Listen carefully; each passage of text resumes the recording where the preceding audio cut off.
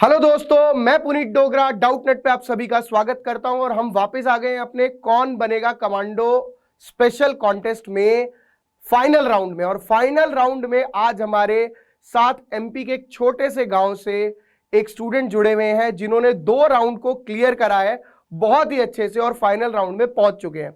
तो देखते हैं कि आज ये हमारे साथ कैसे खेलेंगे, कैसे करेंगे, ये रिजल्ट क्या रहेगा इनका फाइनल राउंड में और कहां तक ये पहुंच पाएंगे। तो बच्चे, आपको इंट्रोड्यूस करवाना चाहूंगा मैं अपने डाउट नेट पे आपके साथ सभी लोगों को। तो बताइए बच्चे, आपका नाम क्या है? हाँ, मेरा नाम सर उदित थापक है। And where are you from? आप कहां से, कौन से गांव से बिलोंग करते हैं? गोरमी भिंड जिले से, एमपी स्टेट का हूँ। गोरमी भिंड जिला एमपी से ये बिलोंग करते हैं। तो छोटे से गांव से एग्जाम को क्रैक करके यहां तक पहुंचे। इतने सारे स्टूडेंट्स में से इनकी रैंक बहुत सही थी और हमने जब टॉप 10 स्टूडेंट्स उठाए हैं तो उनमें इनका नाम भी था। और आज इसी वजह से अपने माता पिता का नाम रोशन करते हुए ये बच्चे हमारे सामने आए हैं और अब हम इनके साथ फाइनल राउंड खेलने वाले हैं। तो बच्चे, मैं आपको कुछ रूल्स बता देता हूं, लेकिन उससे पहले मैं जानना चाहूंगा आपके मन में कोई सवाल है किसी भी चीज से रिलेटेड? फिर मैं आपको रूल्स बताता हूं, बताइए। No sir, no. नहीं, कोई सवाल नहीं है उदित जी का अभी। तो कोई बात नहीं, पहले हम जवाब देते हैं फिर आप जवाब दीजिएगा। तो सबसे पहले मैं आपको बता देता हूं, हमारे पास यहां पे 10 क्वेश्चन रहेंगे। हर क्वेश्चन में आपके पास 4 ऑप्शंस होंगे। आपके पास कुल 2 लाइफलाइन होंगी, एक होगी 50-50 और एक होगी डबल टिक। 50-50 लाइफलाइन में एज यू नो दैट यार 2 गलत ऑप्शन हट जाएंगे और डबल टिक वाले में आप 2 आंसर्स को टिक कर सकते हैं। ये लाइफलाइन आप किसी भी क्वेश्चन में ले सकते हैं, लेकिन किसी भी एक क्वेश्चन में आप दोनों लाइफलाइन एक साथ इस्तेमाल नहीं कर सकते। पहले क्वेश्चन में ले लीजिए, 10वें में ले लीजिए, बीच में कहीं पर भी ले लीजिए, it's only up to you. और आपको हर क्वेश्चन के लिए 1 मिनट यानी 60 सेकंड मिलेंगे, उसी के दौरान आपको आंसर करना है। तो मुझे उम्मीद है आपको सारी चीजें क्लियर हैं। कुछ पूछना है अभी भी उदित जी? नहीं सर। नहीं। तो थापक जी को कुछ नहीं पूछना है अभी भी? ठीक है। बड़े नर्वस से लग रहे हो, क्या चक्कर है? नो सर, ऐसी कोई बात नहीं।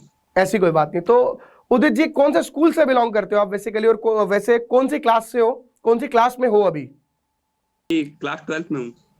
Okay, great. क्लास 12th में होने के बावजूद इतने सारे स्टूडेंट्स में से ये यहां तक पहुंचे हैं। अब आप सोच लीजिए, जब एक छोटे से गांव का बच्चा इतनी मेहनत करके इस लेवल पे पहुंच सकता है, तो आप लोग भी कुछ ना कुछ अपनी लाइफ में कर सकते हैं। अच्छा, बस हौसले की और जज्बात की जरूरत है। तो बच्चे बताइए, आप वैसे कौन सा स्कूल, कौन सा आपका और कहां पर है? Government boys high secondary school Gormi. Okay, और ये कहां पर स्थित है अभी फिलहाल? गोरमी में ही, गोरमी भिंड एमपी में।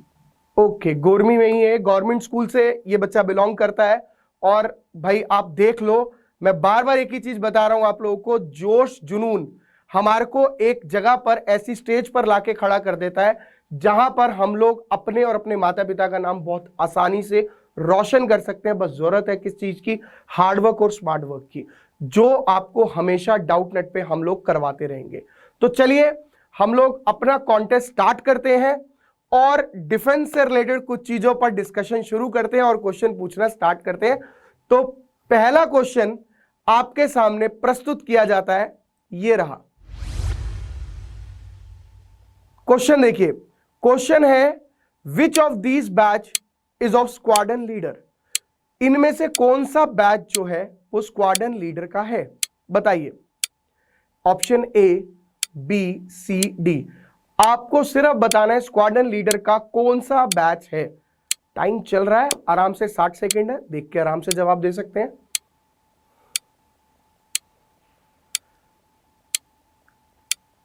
सोचिए सोचिए।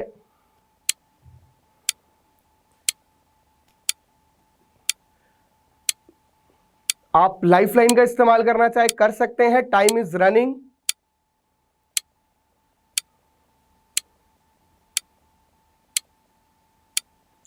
जवाब दीजिए। हाँ sir, option number D.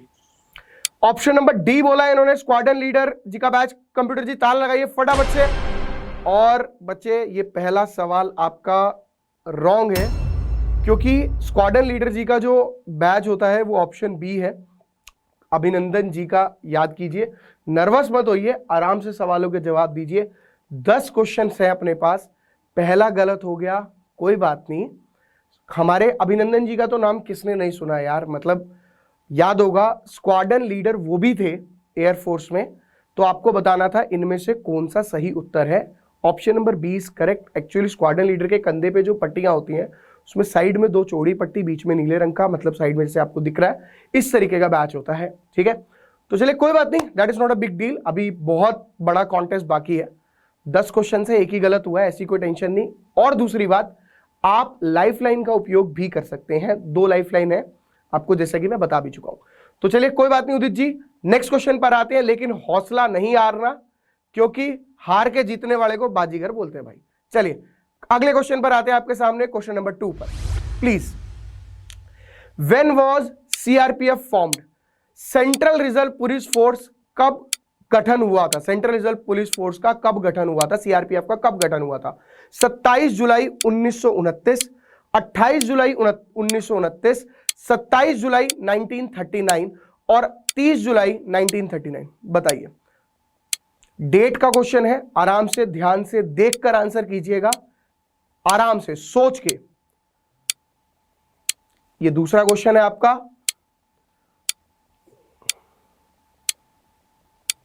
Take your time. Option number C sir. Option number C बोला गया है। Are you sure Udit ji? Yes sir. चलिए उदित जी श्योर है तो फटाफट से कंप्यूटर जी सी पे ताला लगा दीजिए, और ये बिल्कुल करेक्ट आंसर है, ऑप्शन नंबर सी।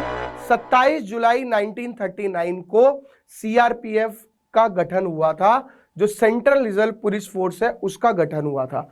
बहुत बढ़िया, आप हौसला रखिए, आराम से काम कीजिए और सोच के जवाब दीजिए। एक ही गलत हुआ है, बाकी पूरे अभी बचा है, 2 में से 1 गलत है। 10 क्वेश्चन अपने टोटल होने हैं, यानी भी 8 बाकी हैं। तो सोचते रहिए। सीआरपीएफ के बारे में सभी लोग जानते हैं, इसको सेंट्रल रिजर्व पुलिस फोर्स कहा जाता है। जनरली हमारे जैसे जो नक्सलवादी में लड़ने में जो सबसे बड़ा योगदान है, वो उनसे लड़ने में नक्सलवादियों से, वो सीआरपीएफ जी का, सीआरपीएफ का ही होता है, और बहुत अच्छी फोर्स है ये हमारी। ठीक है, और ये जनरली आप लोगों को पता है मेट्रोज वगैरह में भी दिखती है आपको सीआरपीएफ। ठीक है, तो चलिए आगे बढ़ते हैं क्वेश्चन नंबर 3 की तरफ। आपके सामने ये देखिए, which award is equivalent to Ashok Chakra? कौन सा पुरस्कार अशोक चक्र के समक्ष है इन चारों में से? Option A Paramvir Chakra, option B Bharat Ratna, option C Padma Vibhushan and option D इनमें से कोई नहीं, यानी none of these. Take your time. Ashok Chakra के इक्विवेलेंट मतलब कौन सा अवार्ड इसके बराबर माना जाता है? परमवीर चक्र, भारत रत्न, पद्म विभूषण और इनमें से कोई नहीं। टेक योर टाइम, आराम से। Bharat Ratna, Padma Vibhushan, none of sir option number A. Option number A बोला है उदित ने। उदित कंफर्म लॉक कर दूं? हाँ बिल्कुल सर। तो फटाफट से भैया उदित का कहना मान लिया जाए और आंसर ए पर टिक मारा जाए। तो लेट्स सी ये क्वेश्चन नंबर 3 करेक्ट है या नहीं। Yes, question number 3 is correct. Paramvir Chakra, ये बहुत ही हमारा जो ब्रेवरी के लिए अवार्ड दिया जाता है अशोक चक्र, ठीक है, हमारी सेना में बहुत ही अच्छा सम्मानजनक अवार्ड इसको माना जाता है, और ये परमवीर चक्र के बराबर है। तो मतलब यार चक्र वैसे भी जैसे आपको पता है कि चक्र एक गोला जिसके अंदर बहुत सारे मतलब इस तरीके से लाइंस होती हैं, बट वो ब्रेवरी के लिए जो ब्रेव मतलब सोल्जर्स होते हैं उनको दिया जाता है सेना में।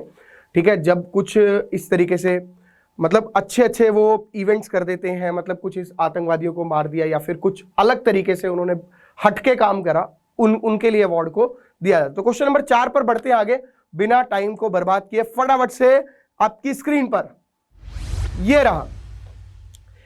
Which of these is a national rank? इनमें से कौन सी नेशनल रैंक है? नेशनल रैंक, ध्यान से सुनना, नेशनल रैंक वर्ड समझना। National rank, air marshal, wing commander, martial of Indian air force और ग्रुप कैप्टन। ध्यान से, नेशनल रैंक वर्ड को समझो। नेशनल राष्ट्रीय रैंक कौन सी है इनमें से? इनमें से कौन सी राष्ट्रीय रैंक है?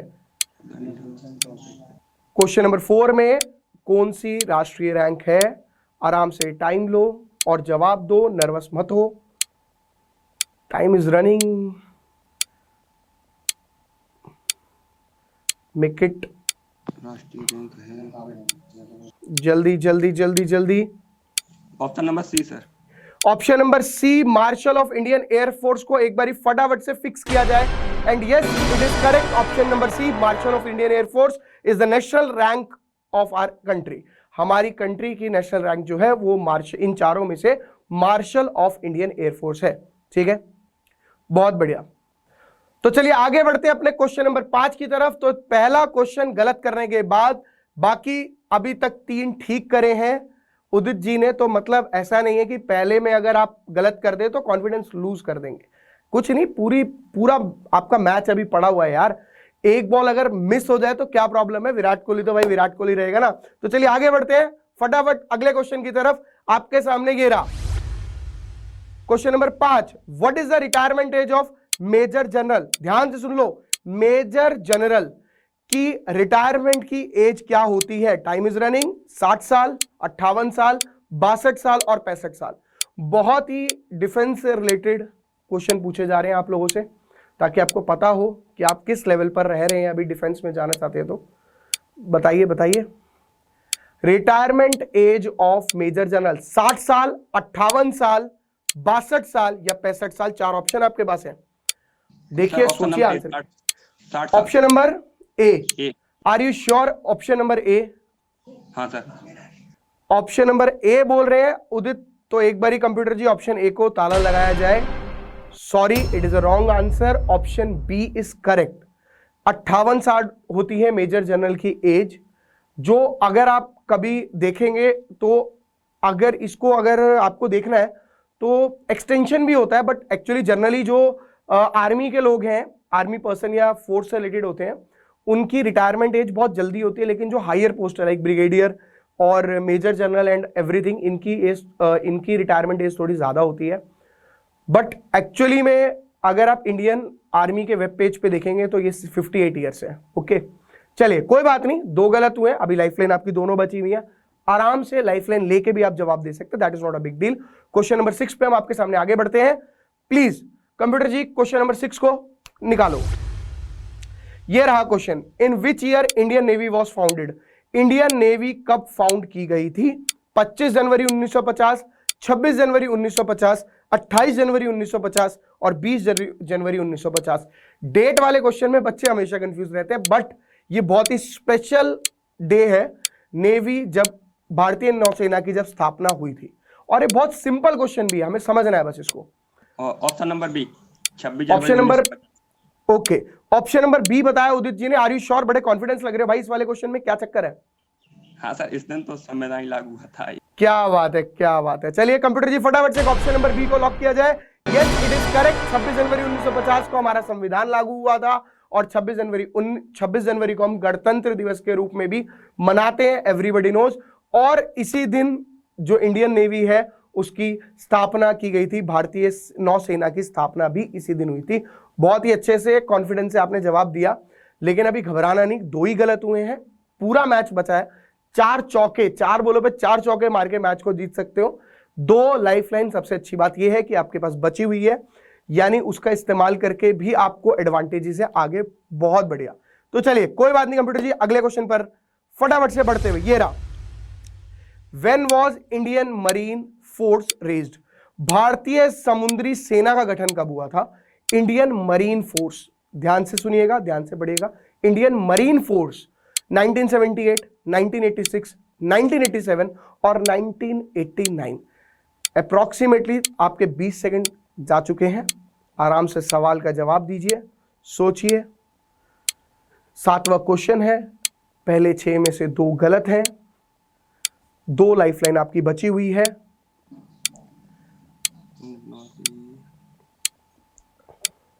आराम से सोच के अच्छे से। सर 50-50। 50-50। तो एक बारी हम घड़ी को बोलते हैं टिक टिक जी रुक जाइए। तो क्योंकि जब भी आप लाइफलाइन यूज करते हैं तो आपका जो घड़ी है वो रुक जाती है, आपके पास समय की कोई बाधा, कोई सीमा नहीं होती, आप कितने भी समय में इसको जवाब इस सवाल का जवाब दे सकते हैं। तो मैं फटाफट से कंप्यूटर जी को बोलता हूं कि 2 गलत ऑप्शन को मिटा दिए जाए।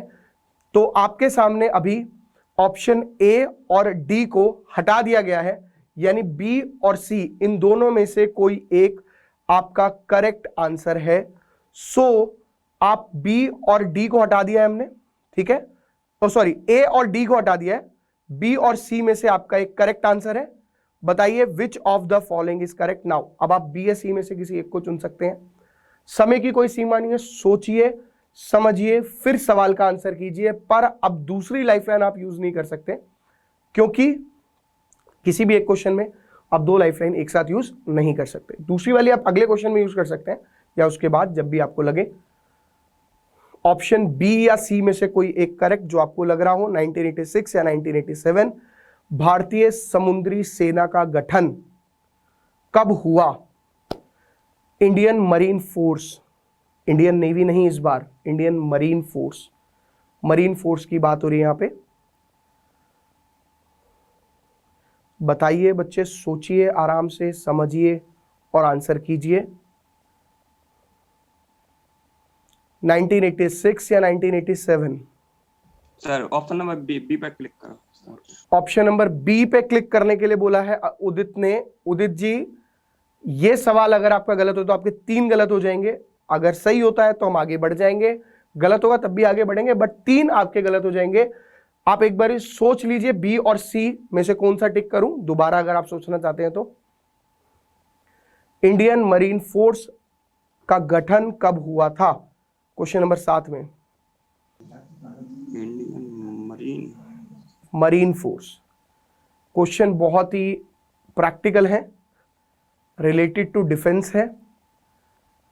जिस चीज के अंदर आप जाना चाहते हैं उसमें हम चाह रहे हैं कि बच्चों के पास प्रॉपर अच्छी नॉलेज हो, उन्हें पता हो कि वो क्या करने जा रहे हैं, क्या करना चाहते हैं अपनी लाइफ में, सारी बातें उन्हें पता होनी चाहिए।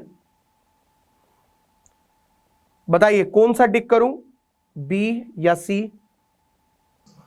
बी या सी में से बताइए। सर सी पर क्लिक कर दो।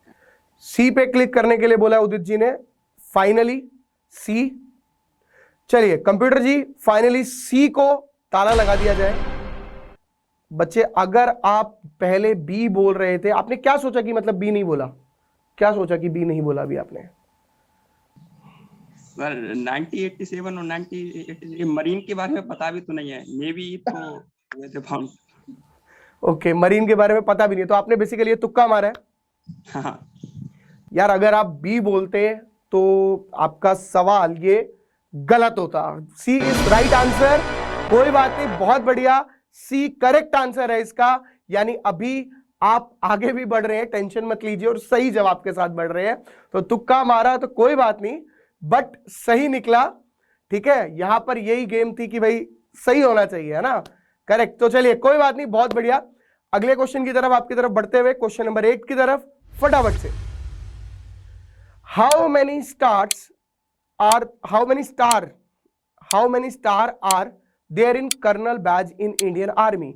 इंडियन आर्मी में कर्नल के बैच पे, जो कंधे पे उनके बैच होता है, उसमें कितने स्टार होते हैं? 2, 1, 3 या कोई, नन ऑफ दिस, इनमें से कोई नहीं। जल्दी बताइए, बहुत सिंपल क्वेश्चन है। कर्नल जो रैंक होती है उनके कंधे पे कितने स्टार होते हैं?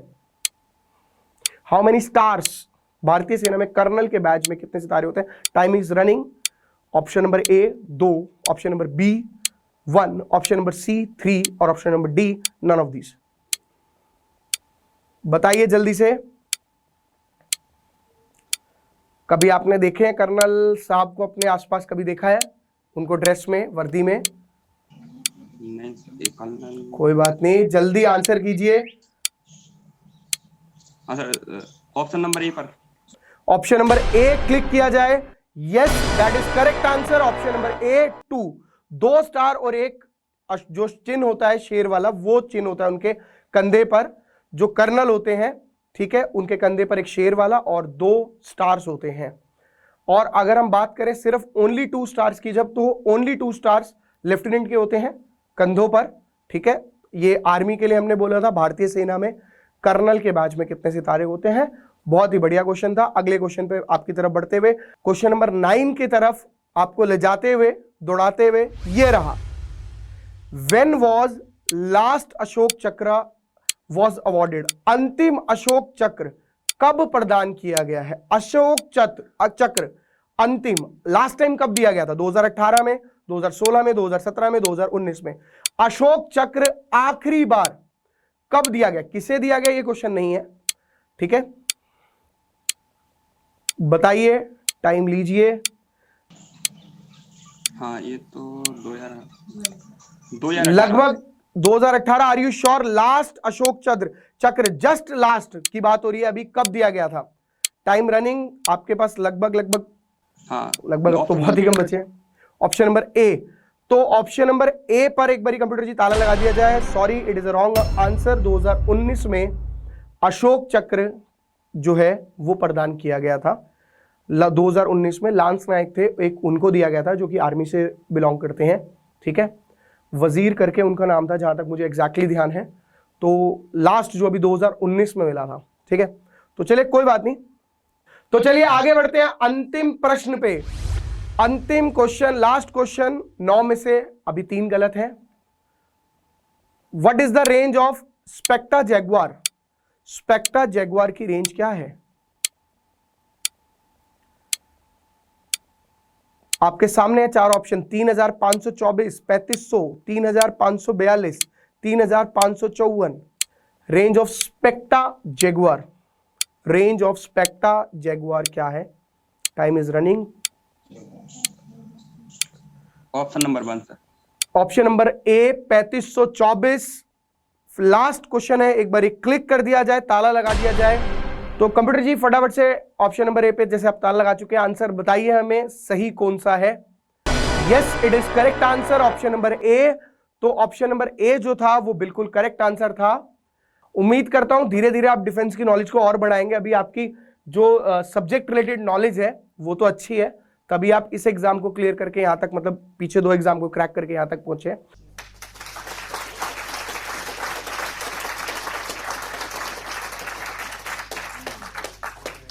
और आगे बढ़ना है आपको, रुकना नहीं है, ठीक है उदित जी? Yes sir. कैसा लगा आपको हमारा ये कॉन्टेस्ट खेल के? हाँ बहुत अच्छा लगा। बहुत अच्छा लगा। तो मैं आपसे एक सवाल पूछना चाहूंगा अंत में, क्या आपने डाउट नेट के बारे में कैसे पता लगा एंड एवरीथिंग? हाँ डाउट नेट 2019 से लगातार चालू है।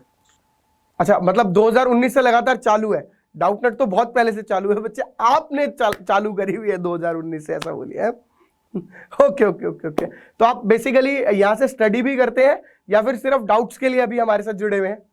नहीं सर, स्टडी भी करता हूँ यहाँ से। किस चीज की स्टडी कर रहे हैं? 12th की या डिफेंस की या किस चीज की? हाँ वैसे तो ज्यादातर 12th की करता हूँ, पर आपकी क्लास में देखता हूँ। ओके, बहुत बढ़िया। ओके ओके ओके, बहुत बढ़िया। अभी आपने साइंस ली हुई है, कॉमर्स या ह्यूमैनिटीज पे हो आप? हाँ साइंस लिया है। साइंस ली हुई है, नॉन मेडिकल? हाँ। तो बहुत बढ़िया, उदित जी ने साइंस ली हुई है, नॉन मेडिकल ली हुई है। उदित ऐसे ही आप हमारे साथ पढ़ते रहिए, आगे बढ़ते रहिए, अपने माता पिता का नाम रोशन कीजिए अपने गांव में, शहर में और इस देश में, ताकि हम भी ये कह सके उदित हमारा एक बहुत ही होनहार स्टूडेंट हमारे को मिला, ठीक है। हमने भी इसका इंटरव्यू लिया, हमें मौका मिला। आप भी भगवान करे एयरफोर्स, नेवी या आर्मी, किस में जाना चाहते हो पहले ये बताओ? एयरफोर्स में सर। एयरफोर्स। तो भगवान आपको आसमान की बुलंदियों तक पहुंचाए और आपको वो प्लेन, वो जेट उड़ाने का मौका मिले जो हर बच्चा कभी ना कभी हमारा सपना देखता है। और आप भी देश की सेवा जरूर करें। तो मिलते हैं आप लोगों से अगले एपिसोड में। बाय बाय, टेक केयर, जय हिंद।